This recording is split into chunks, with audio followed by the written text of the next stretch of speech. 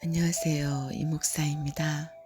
오늘은 아담의 15대 손 벨렉에 대해서 함께 은혜를 나누고자 합니다. 벨렉은 나님, 분리, 분열이라는 뜻을 가지고 있습니다. 벨렉은 아담 이후 1757년에 출생하였습니다. 30세에 루를 낳고 209년을 지내며 자녀를 낳았으며 239세 아담 이후 1996년에 죽었습니다. 창세기 11장 18절에서 19절, 역대상 1장 25절. 에벨 때에 비해 수명이 갑자기 반으로 줄어들어 벨렉은 홍수 이후 10대 가운데 가장 먼저 죽었습니다. 노아와는 239년 동시대에 살았습니다. 누가복음의 족보에 벨렉으로 기록되어 있습니다. 누가복음 3장 35절 벨렉의 어원은 히브리어 팔락으로서 그 뜻은 쪼개다, 나누다입니다. 이 어원을 근거로 벨렉의 이름은 나눔, 분리, 분열이라는 뜻입니다. 그 이름의 뜻대로 벨렉의 시대에 세상이 나뉘었다고 창세기 10장 25절에서 말씀하고 있습니다. 아마도 경건한 사람 에벨은 아들을 낳고 세상과 분리된 거룩하고 구별된 사람이 되기를 바라면서 벨렉이라고 지었을 것입니다. 그러나 벨렉의 삶은 이러한 에벨의 기대에 부응하지 못했습니다. 첫 번째 벨렉의 시대는 바벨탑 사건으로 언어가 혼잡해지고 인류가 분산된 때입니다. 창세기 11장 1절에서 9절, 창세기 10장 25절에서 그때 세상이 나뉘었음이라고 하였는데 그것은 다름 아닌 바벨탑을 쌓을 때 하나님의 역사로 서로 말을 알아듣지 못하게 하므로 그들의 목적을 무산시키고 민족이 나뉘게 된 것을 가리킵니다. 창세기 11장 9절. 그들은 의사소통이 되지 않는 상황에서 더 이상 복잡한 건축 작업을 계속하지 못하고 뿔뿔이 흩어져야 했는데 이러한 흩어짐을 통하여 그 탑이 건설되던 도시의 이름이 유래되었다고 성경은 기록하고 있습니다.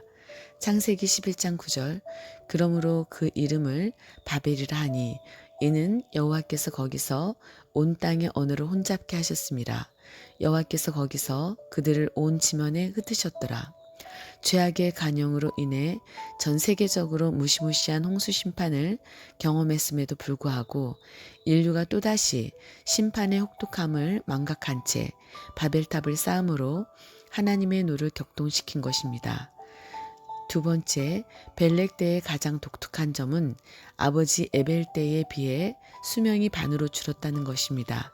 특히 벨렉은 노아 이후 10대 족장 가운데 가장 먼저 죽었습니다. 에벨은 464세까지 살았지만 벨렉은 239세, 루는 239세, 수룩은 230세까지 살았습니다. 이렇게 200년대에서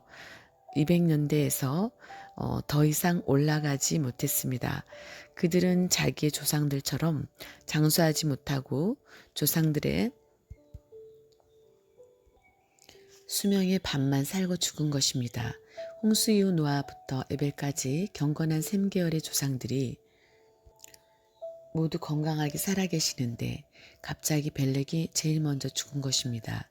벨렉 시대에 갑자기 수명이 반으로 줄고 단축된 것은 벨렉과 그 시대 사람들이 하나님을 경외하지 않고 그 앞에 큰 죄를 지었다는 사실을 반증합니다. 시편 55편 23절, 잠언서 10장 27절, 전도서 8장 13절, 악인은 잘되지 못하며 장수하지 못하고 그날이 그림자와 같으리니 이는 하나님 앞에 경외하지 아니함이니라. 그 죄는 바로 벨렉 때에 세상이 나뉘어졌다는 말씀으로 보아 그 시대의 바벨탑을 쌓으면서 하나님께 도전하였던 일입니다. 인간들은 홍수 때 인류가 멸망당한 끔찍했던 심판을 추억하여 죄를 단절하고 하나님을 더욱 가까이 해야 했지만 인간의 온갖 지혜를 동원해 하나님의 심판을 면해보고자 인간 스스로 바벨탑을 쌓기 시작한 것입니다. 창세기 11장 3절에서 4절 이는 하나님의 홍수 심판이 부당하다는 인간들의 못된 잠재의식에서 비롯된 하나님께 대한 도전이었습니다. 경건한 에벨의 자손 벨렉조차도 그들의 유혹에 넘어가 눈에 보이는 물질이나 권력과 타협하면서 바벨탑 쌓는 일에 동참함으로 하나님께 크게 범죄하였습니다. 김성애 씨는 고대 성서 시대에 관한 그의 여러 저서를 통해 니무롯이 천하를 장악한 이후 자신의 이름을 높이고 백성들의 반역을 방지하기 위해 바벨탑을 건설하고자 했는데 셈족의 정교한 건축 기술이 없이는 불가능했을 것이다 라고 소개하며 바벨탑 쌓는 일에 셈족이 동참했을 것이라고 기록하고 있습니다. 노아 홍수 이후 범죄와 타락의 물결이 경건한 셈 자손에게까지 미친 것입니다.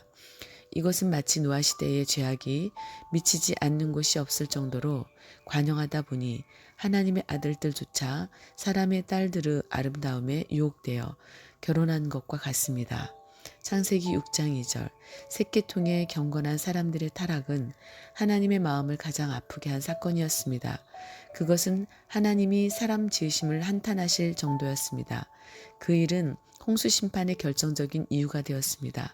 창세기 6장 5절에서 7절 마찬가지로 셈 계통의 신앙을 계승해야 했던 벨렉이 범죄의 길에 선 것은 홍수 이후 주신 무지개 언약만 아니었다면 홍수 심판과 같은 거대한 저주가 쏟아질 수 있는 크나큰 제목이었습니다. 따라서 벨렉의 시대에 갑자기 단축된 수명은 분명 그들의 죄에 대한 하나님의 심판의 일환으로 볼 수 있습니다. 아담의 10대 손 노아는 15대 손 벨렉보다 10년을 더 살다가 죽었습니다. 죄짓는 일에 동조하고 동참했던 벨렉은 하나님의 심판을 받아 단명하고 말았던 것입니다. 세 번째 벨렉은 그의 6대 손 아브라함과 48년간 동시대에 살았습니다. 연대표를 참고하여 볼 때 아브라함은 그의 조상 노아로부터 데라까지 셈계열 내에 있는 10명의 조상들과 같은 시대에 살고 있었습니다. 당시 노아, 셈, 아르박삿, 셀라, 에벨은 이미 하란 방향으로 이동하여 살았을 것이므로 아브라함은 갈대아 우르를 떠나기 전까지는 신앙을 온전히 지키지 못했던 벨렉, 루, 수룩, 나홀, 데라와 함께 살았던 것으로 추정할 수 있습니다. 아브라함은 48세 되었을 때 조상 벨렉이 유례없는 단명으로 239세에 갑자기 죽는 것을 보았고 그 이듬해에는 아브라함 49세 때 할아버지 나홀이 148세로 극히 단명하여 죽는 것을 보았습니다. 그들의 신앙이 너무나 깊이 변질되어 하나님으로부터 버림받은 것입니다. 이들의 죽음을 통하여 아브라함은 많은 것을 느끼고 깨달았을 것입니다. 하나님은 바로 그런 조상들 틈속에 있는 아브라함을 불러 분례하셨던 것입니다. 창세기 12장 1절